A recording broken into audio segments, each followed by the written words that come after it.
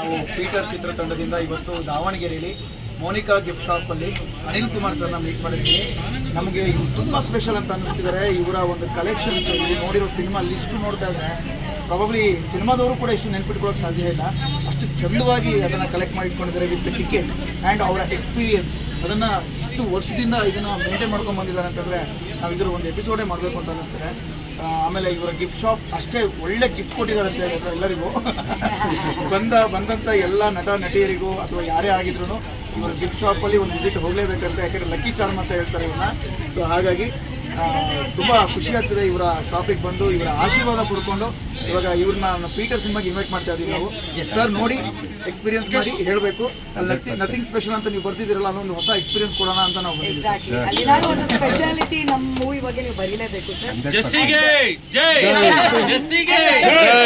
Is a true movie lover. ಯಾಕಂದ್ರೆ ಪ್ರತಿ ಒಂದು ಮೂವಿ ಯಾವತ್ತು ನೋಡಿದೆ, ಎಷ್ಟು ನಿಮಿಷ ಇದೆ, ಅದ್ರಲ್ಲಿ ಏನ್ ಸ್ಪೆಷಾಲಿಟಿ, ಆಮೇಲೆ ಬೆಸ್ಟ್ ಸಿನಿಮಾ ಯಾವುದು, ಕನ್ನಡ, ತೆಲುಗು, ತಮಿಳ್ ಎಲ್ಲಾ ಲ್ಯಾಂಗ್ವೇಜಸ್, ಇವನ್ ಇನ್ಕ್ಲೂಡಿಂಗ್ ಇಂಗ್ಲಿಷ್.